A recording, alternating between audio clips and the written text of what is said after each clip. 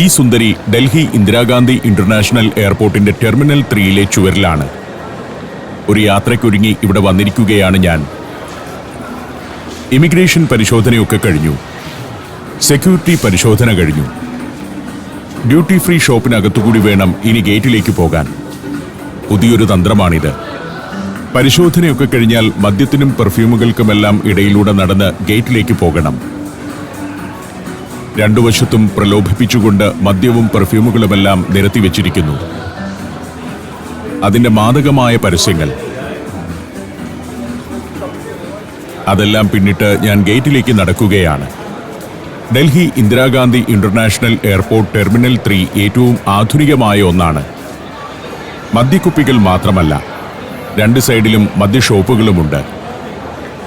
Irish house എന്നൊക്കെ പറയുന്നത് ഇവിടുത്തെ ബാറുകളാണ്. എയർപോർട്ടിൽ യഥേഷ്ടം ബാറുകളുണ്ട്. അകത്ത് ക്ലീനിംഗ് നടക്കുന്നതായതുകൊണ്ട് ഇപ്പോൾ അധികം ആളുകളെ കാണുന്നില്ല. ഇവിടെ വേറൊരു കക്ഷിയുണ്ട്. ഒരു ബൈക്കാണ്. ബാറിൽ നിന്ന് അടിച്ചു വീലായി മുകളിൽ കയറി നിൽക്കുന്നത് പോലെ ഒരു ബൈക്ക്. നേരെ നിൽക്കാൻ പറ്റില്ലാത്തതുകൊണ്ട് അവനെ ചങ്ങലക്കിട്ടിരിക്കുകയാണ്. ആളുകളെ ആകർഷിക്കുന്ന മട്ടിൽ ഗംഭീരമായി ഒരുക്കി വെച്ചിരിക്കുകയാണ് ബാറുകളൊക്കെ. വിമാനത്തിലേക്ക് കയറുന്നതിന് മുൻപ് 2 അടിച്ചിട്ട് പോകാൻ ആളുകളെ പ്രലോഭിപ്പിക്കുകയാണിവിടെ. നടക്കുന്ന വഴി രണ്ടു വശത്തും മദ്യക്കടകൾ തന്നെയാണ്. പബ്ബുകളും ബാറുകളുമൊക്കെ. മദ്യപോളിസി തെറ്റിച്ചതിന്റെ പേരിൽ ഡൽഹിയിൽ ഒരു മുഖ്യമന്ത്രി വരെ ജയിലിൽ കിടക്കുന്ന സ്ഥലത്താണ് ഈ എയർപോർട്ട് എന്നുകൂടി ഓർക്കണം. ഇതെല്ലാം ലിക്വർ ഷോപ്പുകളാണ്. ലിക്വറും കൺഫെക്ഷണറിയുമാണ് എയർപോർട്ടിലെത്തുന്നവരെ ഭ്രമിപ്പിക്കുന്ന പ്രധാന വസ്തുക്കളെന്ന് മനസ്സിലായി. ഞാൻ അതെല്ലാം പിന്നിട്ട് ഇൻഫർമേഷൻ സ്ക്രീനിന് മുന്നിലെത്തി. എന്റെ ഗേറ്റ് മനസ്സിലാക്കി. 7B എന്ന ഗേറ്റിൽ നിന്നാണ് എനിക്ക് ഉസ്ബെക്കിസ്ഥാനിലെ താഷ്കണ്ടിലേക്ക് പോകാനുള്ള ഉസ്ബെക്കിസ്ഥാൻ എയർലൈൻസിന്റെ വിമാനം പുറപ്പെടുന്നത്. നേരം ഇപ്പോൾ പുലർച്ചെ 4 മണി കഴിഞ്ഞിരിക്കുന്നു. അങ്ങനെ നടന്ന് 7Aയിലെത്തി. ബിക്ക് പകരം എയിലാണ് ബോർഡ്. HY422 താഷ്കണ്ടിലേക്കുള്ള വിമാനം. രാവിലെ 6:30ക്കാണ് ഫ്ലൈറ്റ്. അതുകൊണ്ട് തന്നെ ഉറക്കമൊന്നും ശരിയായിട്ടില്ല. എനിക്ക് ചുറ്റും താഷ്കണ്ടിലേക്ക് പോകാനുള്ള ധാരാളം ആളുകളുണ്ട്. കൂടുതലും ഉസ്ബെക്കിസ്ഥാൻ പൗരന്മാരാണ്. ഇന്ത്യക്കാർ കൂടുതലും ഇൻഡിഗോ വിമാനത്തെയാണ് ആശ്രയിക്കാറ്. കൃത്യസമയത്ത് തന്നെ ഗേറ്റ് തുറന്ന് യാത്രക്കാരെ വിമാനത്തിലേക്ക് പ്രവേശിപ്പിച്ചു തുടങ്ങി. പരിശോധനയെല്ലാം കഴിഞ്ഞു. ഞാൻ സഞ്ചാരത്തിൽ 180ാമത്തെ രാജ്യത്തോട് അടുത്തുകൊണ്ടിരിക്കുകയാണിപ്പോൾ. ഇത് പെട്ടെന്നെടുത്ത ഒരു യാത്രാ തീരുമാനമായിരുന്നു. ഡൽഹിയിൽ വന്നിട്ട് ഒരു 3-4 ദിവസം കിട്ടിയപ്പോൾ ഞാൻ പെട്ടെന്ന് ഉസ്ബെക്കിസ്ഥാനിലേക്ക് പോകാം എന്ന് തീരുമാനിച്ചു. ഇക്കണോമി ക്ലാസ്സിലാണ് എന്റെ ഇരിപ്പിടം. വളരെ പുറകിലാണത്. ഞാൻ വിൻഡോ സീറ്റ് തന്നെ ചോദിച്ചു വാങ്ങിച്ചിരുന്നു. എല്ലാ സീറ്റിലും ആളുണ്ട്. ഫുള്ളാണ്. ഇതിലൊരു പകുതിയിലേറെയും ഉസ്ബെക് പൗരന്മാരാണ്. പിന്നെ ഉത്തരേന്ത്യക്കാർ വെക്കേഷനൊക്കെ പോകുന്നു. ഇപ്പോൾ നല്ല സമ്മർ ആയതുകൊണ്ട് അധികം ടൂറിസ്റ്റുകളില്ല. ടർക്കിഷ് എയർലൈൻ വിമാനം പുറത്ത്. അങ്ങനെ യാത്ര പുറപ്പെടുമ്പോൾ വിമാനത്തിൽ മുന്നിലെ സ്ക്രീനിൽ സിനിമയാണെന്ന മട്ടിൽ ഒരു പരിപാടി തുടങ്ങി. ഗംഭീര മ്യൂസിക്. ഉസ്ബെക്കിസ്ഥാന്റെ നാടോടി കഥകളിലെ കഥാപാത്രങ്ങളാണ് വന്ന് സേഫ്റ്റി ഡെമോൺസ്ട്രേഷൻ നടത്തുന്നത്. അതിലൂടെ സരസമായിട്ട് അവതരിപ്പിക്കുന്നത് വിമാനയാത്രയിലെ സുരക്ഷാ കാര്യങ്ങളാണ്. ക്യാബിൻ പ്രഷർ കുറഞ്ഞാൽ ഓക്സിജൻ മാസ്ക് വന്ന് വീഴുന്നത് എങ്ങനെയാണ്, അതെങ്ങനെ ധരിക്കണം എന്നൊക്കെ ഒരു അറബി കഥ പോലെ രസകരമായി അവതരിപ്പിക്കുന്നു. അത് വളരെ കൗതുകകരമായി തോന്നിയതുകൊണ്ടാണ് ഞാൻ അതൊക്കെ ഷൂട്ട് ചെയ്തെടുത്തത്. ഉസ്ബെക് ജീവിതവും ആധുനിക വിമാനത്തിലെ സേഫ്റ്റി ഫീച്ചേഴ്സും എല്ലാം കൂടി ചേർന്ന ഒരു അവതരണം. രസകരമാണത്. ഇങ്ങനെ ഒരു പരിപാടി ഞാൻ ആദ്യമായിട്ടാണ് കാണുന്നത്. സേഫ്റ്റി ഫീച്ചേഴ്സ് അവതരിപ്പിക്കുന്ന മറ്റു പല അഭ്യാസങ്ങളും കണ്ടിട്ടുണ്ടെങ്കിലും ഇങ്ങനെ ഒരു സംഗതി ആദ്യമാണ്. പൈപ്പ് വലിച്ചുകൊണ്ട് നിൽക്കുന്ന ഒരു ഭടനോട് എയർ ഹോസ്റ്റസ് വന്നിട്ട് പറയുന്നു വിമാനത്തിനുള്ളിൽ വലിക്കാൻ പാടില്ലെന്ന്. പരിചയം കവചവും അണിഞ്ഞ പട്ടാളക്കാരനാണ്. തിമൂറിന്റെ കാലഘട്ടത്തിലെ പോരാട്ടത്തിന്റെ കഥയാണല്ലോ ഉസ്ബെക്കുകളുടേത്. മുന്നറിയിപ്പ് അവഗണിച്ച ഭടന്റെ കയ്യിൽ നിന്ന് പൈപ്പ് ആവിയായി പോകുന്നു. അമീർ തിമൂറിന്റെ പടയാളികളെ പോലെയാണ് ഇതിലെ കഥാപാത്രങ്ങളൊക്കെ. ബാബർ ഇന്ത്യയിലേക്ക് വന്നതും അവിടെ നിന്നാണല്ലോ. രസകരമായ ഒരു സിനിമ പോലെയുണ്ട്. അതായത് വിമാനത്തിനുള്ളിലെ സുരക്ഷാ നിർദ്ദേശങ്ങളാണ് ഇതിലൂടെ പ്രേക്ഷകർക്ക് മനസ്സിലാക്കി തരുന്നത്. പടനായകൻ നോക്കുമ്പോൾ ഒരു ഭടന്റെ മൊബൈൽ ഫ്ലൈറ്റ് മോഡിലല്ല. 14-ാം നൂറ്റാണ്ടിലെ പടയാളിയുടെ പക്കലാണ് ഐഫോൺ ഇരിക്കുന്നത്. ഓഫാക്കട, വിമാനത്തിനകത്ത് മൊബൈൽ ഉപയോഗിക്കാൻ പാടില്ല എന്നൊക്കെയാണ് നിർദ്ദേശം. വളരെ സരസമായ രസകരമായ ഒരു പ്രസന്റേഷനാണ്.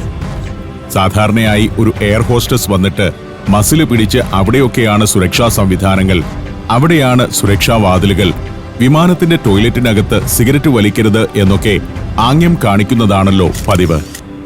അതെല്ലാം ഇവിടെ ഒരു സിനിമ പോലെ അവതരിപ്പിക്കുകയാണ്. ഇതൊക്കെ കണ്ടുകഴിഞ്ഞപ്പോഴേക്കും ടേക്ക് ഓഫിന്റെ സമയമായി. വിമാനം റൺവേയിലൂടെ കുതിച്ചോടാൻ തുടങ്ങി. അങ്ങനെ ഡൽഹി ഇന്ദിരാഗാന്ധി ഇന്റർനാഷണൽ എയർപോർട്ടിൽ നിന്നും വിമാനം ആകാശത്തേക്ക് പയ്യെ ഉയർന്നു തുടങ്ങി. നേരം വെളുത്തു കഴിഞ്ഞു. 6:30 മണിയായല്ലോ. വെയിൽ പരന്നിട്ടില്ലെന്നേയുള്ളൂ. താഴെ ബൃഹത്തായ റൺവേയുടെ ശൃംഖലകൾ, ടാക്സി വേകൾ. അതിമനോഹരമായ ഒരു എയർപോർട്ടാണ് ഡൽഹി ഇന്ദിരാഗാന്ധി ഇന്റർനാഷണൽ എയർപോർട്ട്. മാത്രമല്ല, ആകാശത്തേക്ക് ഉയരുമ്പോൾ ബോംബെയിൽ കാണുന്നത് പോലെ ചേരികളല്ല കാണുക. ഏറ്റവും മോഡേണായ ഫെസിലിറ്റികൾ, ആധുനികമായ നിർമ്മിതികൾ, പുതുതായി പണിതു വരുന്ന ഹോട്ടൽ കോംപ്ലക്സുകൾ എന്നിവയൊക്കെ താഴെ കാണാം. അവിടം പിന്നിട്ട് സിറ്റിയുടെ മറ്റു ഭാഗങ്ങളിലേക്ക് എത്തുമ്പോഴും അവിടെയെല്ലാം ആസൂത്രിതമായിട്ട് പണിത കെട്ടിടങ്ങൾ, ധാരാളം ഗ്രീൻ ഏരിയ എന്നിവയെല്ലാം കാണാം. ഡൽഹിക്ക് മാത്രം അവകാശപ്പെട്ടൊരു കാര്യമാണിത്. ബ്രിട്ടീഷുകാരുടെ കാലം മുതൽ തന്നെ ആസൂത്രിതമായി പണിത ഒരു ഭാഗം ഈ നഗരത്തിലുണ്ടല്ലോ. അങ്ങനെ വിമാനം കുറേ പറന്നു. നേരെ വടക്കോട്ടാണ് പറക്കുന്നത്. നമ്മുടെ കാശ്മീരിനെയൊക്കെ കടന്ന് ഹിമാലയം ക്രോസ് ചെയ്ത് വേണം പോകാൻ. അങ്ങനെ ഇരിക്കുമ്പോഴേക്കും ബ്രേക്ക്ഫാസ്റ്റ് എത്തി. ബ്രേക്ക്ഫാസ്റ്റ് പണ്ടത്തെ പോലെ വലിയ ഗാംഭീര്യമൊന്നുമുള്ളതല്ല. പണ്ടൊക്കെ വിമാനത്തിൽ കയറുമ്പോൾ ബ്രേക്ക്ഫാസ്റ്റ് വളരെ മികച്ചതായിരുന്നു. കുറച്ച് ബ്രെഡ്, ജാം, ദോശയും സാമ്പാറുമാണ് ഈ പാത്രത്തിനകത്ത്. അതൊക്കെ കഴിച്ചു. ഒന്ന് മയങ്ങി. 3.5 മണിക്കൂർ യാത്രയേ ഉള്ളൂ. ഉണർന്നപ്പോഴേക്കും വിമാനം താഷ്കണ്ടിന്റെ ആകാശത്തേക്ക് എത്തിക്കഴിഞ്ഞു. ഇപ്പോൾ താഷ്കണ്ടിലെ സമയം രാവിലെ 9:30 ആകുന്നു. അതായത് നമ്മുടെ സമയവുമായിട്ട് ഏകദേശം അരമണിക്കൂറിന്റെ വ്യത്യാസമേ ഉള്ളൂ. നമുക്ക് 9 മണിയാകുമ്പോൾ ഇവിടെ 8:30 ആയിരിക്കും. അതാണ് ഉസ്ബെക്കിസ്ഥാനിലെ ടൈം. ഉസ്ബെക്കിസ്ഥാനിലും കസാക്കിസ്ഥാനിലുമൊക്കെ ഒരേ സമയമാണ്. താഷ്കണ്ട് വളരെ ചരിത്രമുള്ളൊരു നഗരമാണ്. ഇന്നിതൊരു മോഡേൺ സിറ്റിയുമാണ്. സോവിയറ്റ് കാലത്ത് വളരെ പ്രമുഖമായൊരു നഗരമായിരുന്നു താഷ്കണ്ട്. മാത്രമല്ല, താഷ്കണ്ടിന് ഇന്ത്യക്കാരുടെ കഥകളിൽ എപ്പോഴും ഒരു സ്ഥാനമുണ്ട്. നമ്മുടെ ലാൽ ബഹദൂർ ശാസ്ത്രി ഇന്ത്യൻ പ്രധാനമന്ത്രിയായിരിക്കുമ്പോൾ താഷ്കണ്ടിൽ വെച്ചാണ് മരിച്ചത്. പാകിസ്ഥാനുമായി താഷ്കണ്ട് ഉടമ്പടിയിൽ ഒപ്പുവെച്ച അദ്ദേഹം അന്ന് രാത്രിയിൽ ദുരൂഹ സാഹചര്യത്തിൽ ഈ നഗരത്തിൽ വെച്ച് മരിക്കുകയായിരുന്നല്ലോ. അതാണ് ഇന്ത്യക്കാർക്ക് താഷ്കണ്ടിനെ കുറിച്ച് ഏറ്റവും അടുത്തറിയുന്ന ഒരു കാര്യം. താഷ്കണ്ട് നഗരത്തിന്റെ ഒരു ഭാഗത്തുകൂടി വിമാനം നീങ്ങുകയാണ്. നഗരത്തിന്റെ ഒരു അതിർത്തിയിലാണ് എയർപോർട്ട്. താഴെ വളരെ അടുക്കും ചിട്ടയോടും കൂടി പണിത കെട്ടിടങ്ങൾ. എല്ലാത്തിന്റെയും മേൽക്കൂര ഷീറ്റിട്ടതാണെന്ന് നമുക്ക് കാണുമ്പോൾ തോന്നും. നഗരത്തിന്റെ തിരക്കൊഴിഞ്ഞ ഭാഗത്തേക്ക് വിമാനം പയ്യെ താഴുകയാണ്. നഗരത്തിന്റെ അതിരിൽ തന്നെയാണ് റൺവേ തുടങ്ങുന്നതെന്ന് തോന്നും.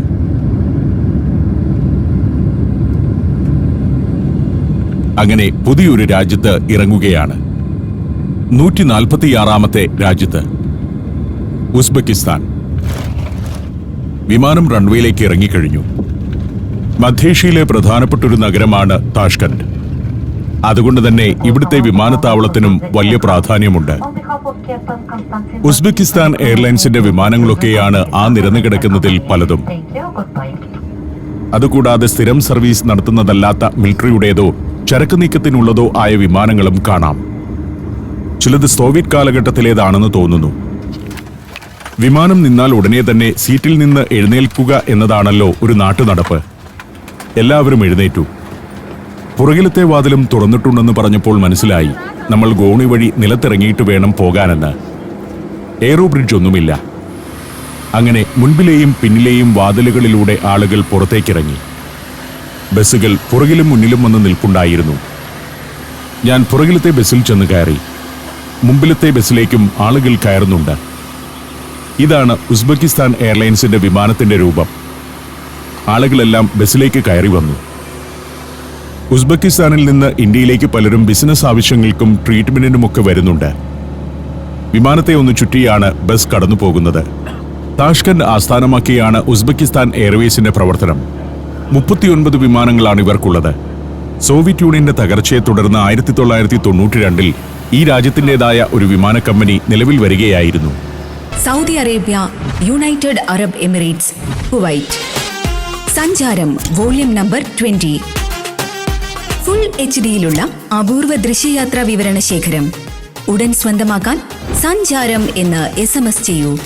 ഫോൺ 9995444222. അങ്ങനെ ഞാൻ എമിഗ്രേഷൻ പരിപാടികളൊക്കെ പൂർത്തിയാക്കി. നേരത്തെ തന്നെ വിസ എടുത്തിരുന്നു. മുൻകൂട്ടി ഇന്റർനെറ്റിലൂടെ വിസയ്ക്ക് അപേക്ഷിച്ച് ഏതാണ്ടൊരു $25 മറ്റോ അടച്ചു കഴിഞ്ഞാൽ നമുക്ക് 3 ദിവസം കൊണ്ട് വിസ കിട്ടും. ആ വിസയുമായിട്ട് വന്നു കഴിഞ്ഞാൽ പാസ്പോർട്ടുമായി ഒത്തുനോക്കി വലിയ പ്രശ്നങ്ങളൊന്നുമില്ലാതെ അവർ കടത്തിവിടും. അങ്ങനെ ഞാൻ പുറത്തേക്ക് ഇറങ്ങിച്ചെല്ലുമ്പോൾ ഇവിടെ ഒരു മലയാളി സുഹൃത്ത് എന്നെ കാത്തു നിൽക്കുന്നുണ്ട്. ഇദ്ദേഹമാണ് രാകേഷ്. രാകേഷ് കോഴിക്കോടുകാരനാണ്. കോഴിക്കോടിന്റെ എല്ലാ ആതിഥ്യ മര്യാദകളോടും കൂടി അദ്ദേഹം എന്നെ സ്വീകരിക്കാൻ വന്നിരിക്കുകയാണ്. ഈ രാകേഷിനെ ഞാൻ കസാഖിസ്ഥാൻ സഞ്ചാരത്തിനിടെ പരിചയപ്പെട്ടതാണ്. ഒരു ദിവസം അദ്ദേഹത്തിന്റെ ഒപ്പം അത്താഴം കഴിക്കുകയും ചെയ്തിരുന്നു. അന്ന് അദ്ദേഹം പറഞ്ഞിരുന്നു, എന്നെങ്കിലും നിങ്ങൾ ഉസ്ബെക്കിസ്ഥാനിൽ വരുന്നുണ്ടെങ്കിൽ അവിടുത്തെ കാഴ്ചകളിലേക്ക് താൻ കൊണ്ടുപോകാമെന്ന്. രാകേഷിന് ഇവിടെ നല്ല ബന്ധങ്ങളുണ്ട്. അദ്ദേഹത്തിന്റെ കമ്പനി ഇവിടെ പല പ്രവർത്തനങ്ങളും നടത്തുന്നുമുണ്ട്. ഉസ്ബെക്കിസ്ഥാനിലും കസാഖിസ്ഥാനിലും ബിസിനസ് സംരംഭങ്ങളുണ്ട് ഇദ്ദേഹം ജോലി ചെയ്യുന്ന കമ്പനിക്ക്. ഹെവി ഡ്യൂട്ടി ക്രെയിനുകളും അതുപോലെ പല കാര്യങ്ങളും ഇവർ പല രാജ്യങ്ങളിലും സർവീസിന് കൊടുക്കുന്നുമുണ്ട്. ഞങ്ങൾ നഗരത്തിലേക്ക് പോവുകയാണ്. എയർപോർട്ട് കഴിഞ്ഞു. എവിടെയും BYD-യുടെ പരസ്യം കാണാം. റുവാണ്ടയിൽ പോയപ്പോഴും ഞാനത് കാണിച്ചിരുന്നു. BYD electric car. ഇവിടുത്തെ ഗവൺമെന്റ് BYD കമ്പനിയുമായി ഒരു ധാരണയുണ്ടാക്കിയിട്ടുണ്ട്. അടുത്ത ഏതാനും വർഷം കൊണ്ട് ഉസ്ബെക്കിസ്ഥാൻ BYD വാഹനങ്ങൾ കൊണ്ട് നിറയ്ക്കാൻ പോവുകയാണെന്നാണ് രാകേഷിന്റെ ഒരു അഭിപ്രായം. ഇവിടുത്തെ പ്രസിഡന്റ് പോയി ആ ചൈനീസ് കമ്പനിയുമായി എഗ്രിമെന്റ് വെച്ചു. ഇലക്ട്രിക് കാറുകളെ പ്രോത്സാഹിപ്പിക്കുന്നതിന്റെ ഭാഗമായി ചൈനീസ് കാറുകൾ തള്ളിക്കയറുകയാണ്. സുന്ദരമായൊരു പട്ടണമാണ് താഷ്കന്റ്. മനോഹരമായ പാർക്കുകൾ, ധാരാളം ഉദ്യാനങ്ങളുള്ള വൃക്ഷനിബിഡമായ ഒരു പട്ടണം.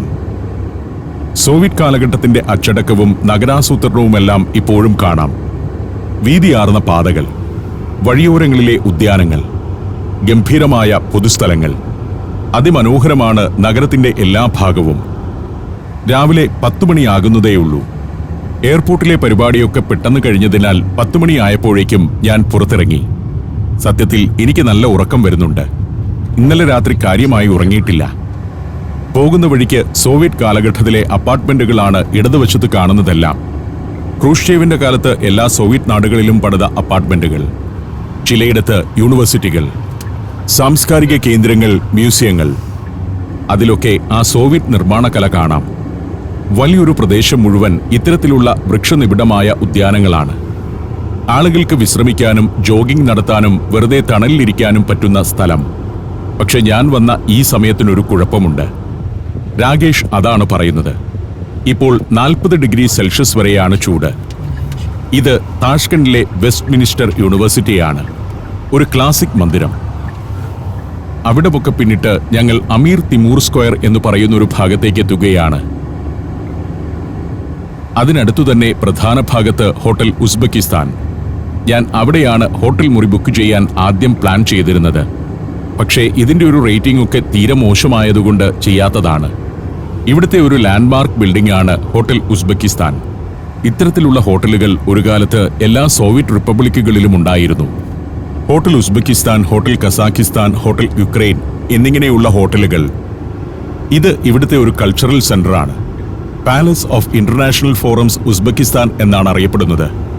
ഉസ്ബെക് ഗവൺമെന്റിന്റെ പ്രാധാന്യമാർന്ന പരിപാടികൾക്കും ഇന്റർനാഷണൽ ഇവന്റുകൾക്കുമുള്ള വേദിയാണ് പാലസ് ഓഫ് ഇന്റർനാഷണൽ ഫോറംസ്. 2009-ൽ നിർമ്മിച്ചതാണിത്. 1880 സീറ്റുകളുള്ള ഓഡിറ്റോറിയമാണ് പ്രധാന ഭാഗം. അമീർ തിമൂർ ഒരു സെമി സർക്കിൾ പോലെയാണ്. അതാണ് താഷ്കണ്ടിന്റെ നഗരഹൃദയം. അതിനു ചുറ്റിലുമായിട്ടാണ് നഗരത്തിലെ അല്ലെങ്കിൽ രാജ്യത്തിന്റെ തന്നെ ഏറ്റവും പ്രധാനപ്പെട്ട നിർമ്മിതികളൊക്കെ. Amir Timur museum, state museum of history of Uzbekistan, Uzbek national library, Tashkent city hall എന്നിങ്ങനെ നീളുന്നു അമീർ തിമൂർ സ്ക്വയറിനെ ചുറ്റി നിൽക്കുന്ന മന്ദിരങ്ങളുടെ പട്ടിക. താഷ്കണ്ട് നഗരഹൃദയത്തിലെ കാഴ്ചകളിലൂടെയാണ് പോകുന്നത്. മനോഹരമായ ഒരു നിർമ്മിതിയാണ് പാലസ് ഓഫ് ഇന്റർനാഷണൽ ഫോറംസ്. ചുറ്റിലുമുള്ള പുൽമേടുകളാണ് അതിന്റെ സൗന്ദര്യം കൂട്ടുന്നത്. ഇത് ബാഹോർ എന്ന റെസ്റ്റോറന്റ് ആണ്. വിശിഷ്ടമായ ഭക്ഷണങ്ങൾ കിട്ടുന്ന റെസ്റ്റോറന്റ്. വീണ്ടും ഓടി ഞങ്ങൾ വെസ്റ്റ് മിനിസ്റ്റർ യൂണിവേഴ്സിറ്റിയുടെ മുന്നിലേക്ക് എത്തിയിരിക്കുന്നു. സോവിയറ്റ് കാലഘട്ടത്തിലെ ഒരു നിർമ്മിതിയാണത്. വൃക്ഷനിബിഡമായ മനോഹരമായ നഗരം. പാതയിൽ ഇലക്ട്രിക് ട്രാമുകൾക്ക് പോകാനുള്ള സംവിധാനങ്ങളുമുണ്ട്. 18-ാം നൂറ്റാണ്ട് മുതൽ മധ്യേഷ്യയിലെ തന്നെ ഏറ്റവും ജനവാസമുള്ളതും സംസ്കാര സമ്പന്നവുമായ നഗരമായിരുന്നു താഷ്കണ്ട്. കല്ലുകൊണ്ടുള്ള പട്ടണം എന്നാണ് താഷ്കണ്ട് എന്ന വാക്കിന്റെ അർത്ഥം. പഴയകാലത്ത് ഈ നഗരത്തിലെവിടെയും വലിയ കൽക്കെട്ടിടങ്ങൾ ഉണ്ടായിരുന്നു. തുണിനെയ്ത്തുകാരുടെ ഒരു പ്രദേശമായിരുന്നു പണ്ടിത്. 19-ാം നൂറ്റാണ്ടിൽ റഷ്യക്കാർ മധ്യേഷ്യ ആക്രമിച്ചു കീഴടക്കുന്ന കാലത്ത് താഷ്കണ്ടിൽ 1500-ലധികം നെയ്ത്തുകാരുണ്ടായിരുന്നു. 1865-ലാണ് അൻഹാർ നദി കടന്നുവന്ന റഷ്യൻ സൈന്യം ഈ നഗരം പിടിച്ചെടുത്തത്. 1917-ൽ റഷ്യയിൽ ഫെബ്രുവരി വിപ്ലവം ഉണ്ടായപ്പോൾ അതിന്റെ പ്രതിഫലനം പെട്ടെന്നുണ്ടായ നഗരമാണ് താഷ്കണ്ട്. താമസിയാതെ ഇവിടം താഷ്കണ്ട് സോവിയറ്റായി. പിന്നെയും 7 വർഷത്തിനു ശേഷം മാത്രമാണ് ഉസ്ബെക് സോവിയറ്റ് സോഷ്യലിസ്റ്റ് റിപ്പബ്ലിക് നിലവിൽ വന്നത്. ഇവിടെ 200-ലേറെ മലയാളികളുണ്ട് ഇപ്പോൾ. ഞാൻ അതേക്കുറിച്ച് രാകേഷിനോട് ചോദിച്ചു. 200 ചില്ലാണം പേര് എന്തായാലും ഉണ്ട്, ഉറപ്പാ. ഞങ്ങളുടെ ഗ്രൂപ്പിൽ മാത്രം ഉണ്ട് ഏതാണ്ട് ഒരു 160 പേരോ അങ്ങനെ എന്തുണ്ട് മലയാളി ഗ്രൂപ്പിൽ മാത്രം. അപ്പം ഞാനിപ്പോഴും പറയുന്നതെന്ന് വെച്ചാൽ മലയാളി ഗ്രൂപ്പ് ഉണ്ടാക്കേണ്ട ഇനിഷ്യേറ്റർ ഞാനാണ്. രാകേഷൊക്കെ ഇവിടെ വരുന്നതിന് മുൻപ് അൺഓർഗനൈസ്ഡ് ആയിട്ട് പലയിടത്ത് വസിക്കുകയായിരുന്നു ഇവിടുത്തെ മലയാളികൾ. രാകേഷാണ് അവർക്കെല്ലാവർക്കും കൂടി ഒരു വാട്സപ്പ് ഗ്രൂപ്പ് ഉണ്ടാക്കി അവരെ ഒന്നിപ്പിച്ചത്. ഇപ്പോൾ തങ്ങൾ ഇടയ്ക്കിടയ്ക്ക് ഒത്തുചേരാറുണ്ടെന്നാണ് രാകേഷ് പറയുന്നത്. ഞങ്ങൾ ആദ്യം നേരെ മുന്നിൽ കാണുന്ന ആ ടവറിലേക്ക് പോകാമെന്ന് തീരുമാനിച്ചു. അതിന്റെ മുകളിൽ ഒരു റെസ്റ്റോറന്റ് ഉണ്ട്. അവിടെ പോയി ബ്രേക്ക്ഫാസ്റ്റ് കഴിക്കാം. എല്ലാം വ്യത്യസ്തമാകണമല്ലോ. അത് TV ടവറാണ്. അതിന്റെ മുകളിലെ റിവോൾവിംഗ് റെസ്റ്റോറന്റിൽ പോയിരുന്നിട്ട് വേണം ബ്രേക്ക്ഫാസ്റ്റ് കഴിക്കാനെന്ന് രാകേഷ് പറഞ്ഞു. അങ്ങനെ ഞങ്ങൾ വണ്ടി ഒരിടത്ത് പാർക്ക് ചെയ്തിട്ട് താഷ്കണ്ട് TV ടവറിന് മുകളിൽ കയറി ബ്രേക്ക്ഫാസ്റ്റ് കഴിക്കാൻ വേണ്ടി പോവുകയാണ്. ഇവിടെ കയറണമെങ്കിൽ ടിക്കറ്റ് എടുക്കണം. ഇപ്പോഴും ചില സോവിയറ്റ് ശീലങ്ങളൊക്കെ ഇവിടെയുണ്ട്. കയറി ചെല്ലുന്ന കൗണ്ടറിൽ നമുക്ക് ടിക്കറ്റ് കിട്ടും. പക്ഷേ ആദ്യം കിട്ടുന്നത് ഒരു സ്ലിപ്പാണ്. പഴയ റേഷൻ കടയിലെ പരിപാടി പോലെ. സ്ലിപ്പ് വേറൊരു കൗണ്ടറിൽ കൊണ്ടുപോയി അവിടെ പണമടച്ച് അതിന്റെ രസീതുമായിട്ട് തിരിച്ചു വന്നെങ്കിലേ ഇവിടെ നിന്ന് മുകളിൽ കയറാനുള്ള ടിക്കറ്റ് തരികയുള്ളൂ. അങ്ങനെ സ്ലിപ്പ് കൗണ്ടറിൽ കൊണ്ടുപോയി ക്യാഷ് അടച്ച് അതും കൊണ്ട് മെയിൻ കൗണ്ടറിൽ പോയി ടിക്കറ്റ് എടുത്തു. ഓരോരോ കലാപരിപാടികൾ. ആദ്യം ഒരു ഫ്ലോറിൽ ചെന്ന് അവിടുത്തെ കാഴ്ചകളൊക്കെ കണ്ടിട്ട് പിന്നെ റെസ്റ്റോറന്റിൽ പോകാമെന്നാണ് രാകേഷ് പറയുന്നത്. ടവറിലേക്ക് പോകുന്നത് കയറി ചെന്ന റിസപ്ഷനിൽ നിന്നല്ല, പിന്നെയും കുറേ ദൂരം നടക്കണം. നടക്കുന്ന വഴി മുഴുവൻ ഒരു മ്യൂസിയം പോലെയാണ്. കുറേ ദൃശ്യങ്ങളോടെ മനോഹരമായി ഒരുക്കി വെച്ചിരിക്കുന്നു. അങ്ങനെ നടന്ന് നടന്ന് ടവറിന്റെ പ്രധാന തൂണിന്റെ ചുവട്ടിലേക്കെത്തുന്നു. ആ വട്ടത്തിൽ കാണുന്നത് തൂണാണ്. സോവിയറ്റ് ശില്പകല കാണാം ഇവിടെയൊക്കെ. സോവിയറ്റ് കലാകാരന്മാരെ കൊണ്ട് അതെല്ലാം ഡിസൈൻ ചെയ്യിച്ചെടുത്തതാണ്. ഇതൊക്കെ സോവിയറ്റ് കാലത്തെ ഒരു രീതിയാണ്. സോവിയറ്റ് കാലത്ത് കലാകാരന്മാർക്കും ആർക്കിടെക്ചറിനുമൊക്കെ വലിയ പ്രാധാന്യമുണ്ടായിരുന്നു എന്നതിൽ സംശയമൊന്നുമില്ല. ധാരാളം പേർ ഇവിടെ പ്രത്യേകിച്ച് ജോലിയൊന്നുമില്ലാതെ ജോലിക്കാരായി നിൽക്കുന്നുണ്ട്. ഞങ്ങൾ ലിഫ്റ്റിനകത്തേക്ക് ചെന്നു കയറി. 6-ാം നിലയിൽ ചെന്നിറങ്ങി. ലിഫ്റ്റിൽ നിന്ന് ഇറങ്ങിച്ചെല്ലുമ്പോൾ എത്തുന്നത് ഒബ്സർവേഷൻ ഡെക്കിലേക്കാണ്. ഇവിടെ റെസ്റ്റോറന്റ് ഇല്ല. ഇവിടെ നിന്നാൽ നഗരം അങ്ങനെ കാണാം. താഷ്കണ്ട് പരന്ന് നിവർന്നു കിടക്കുകയാണ്. സോവിയറ്റ് കാലഘട്ടത്തിൽ വളർച്ച പ്രാപിച്ച ഒരു നഗരം. എന്നാൽ സോവിയറ്റ് കാലത്തിന് മുൻപ് തന്നെ ദീർഘമായ ചരിത്രം ഈ നഗരത്തിനുണ്ടായിരുന്നു. താഴെ കാണുന്ന ചുവന്ന മേൽക്കൂരയുള്ളതെല്ലാം സ്റ്റേഡിയങ്ങളാണ്. ഒരു സ്പോർട്സ് സെന്ററാണിവിടെ. അതിൽ സോവിയറ്റ് കാലഘട്ടത്തിലെ ഇൻഡോർ സ്റ്റേഡിയമാണ് നേരെ ചുവട്ടിൽ കാണുന്നത്. സോവിയറ്റ് ആർക്കിടെക്ചറൽ ശൈലി അതിലെല്ലാം പ്രകടമാണ്. മാർക്കറ്റ് പണിതാലും സ്റ്റേഡിയം പണിതാലുമൊക്കെ അതിനൊരു സോവിയറ്റ് ടച്ച് ഉണ്ടായിരുന്നു അന്ന്. ഞാൻ പല ഭാഗത്തു കൂടിയും നടന്ന് ചുറ്റോടു ചുറ്റുമുള്ള കാഴ്ചകൾ കണ്ടങ്ങനെ പോവുകയാണ്. ധാരാളം പേർ രാവിലെ 11 മണിക്ക് തന്നെ എത്തിയിട്ടുണ്ട്. ഒരു ഭാഗത്തെത്തുമ്പോൾ വാട്ടർ തീം പാർക്ക് പോലൊരു ഭാഗമാണ് കാണുന്നത്. റൈഡുകളൊക്കെയുണ്ട് അവിടെ. ധാരാളം എന്റർടൈൻമെന്റിന് സാധ്യതകളുള്ള ഒരു നഗരം കൂടിയാണ് താഷ്കന്റ്. സോവിയറ്റ് യൂണിയനിൽ നിന്നും സ്വാതന്ത്ര്യം നേടിയ ശേഷം കുറച്ചൊക്കെ ഇസ്ലാം വൽക്കരിക്കപ്പെട്ട രാജ്യമാണ് ഉസ്ബെക്കിസ്ഥാൻ. എന്നാൽ അയൽ രാജ്യമായ കസാഖിസ്ഥാൻ കുറച്ചുകൂടി ലിബറലാണ്. ആ കഥകളൊക്കെ ഓർത്ത് ഞാൻ അവിടെ നിന്നു.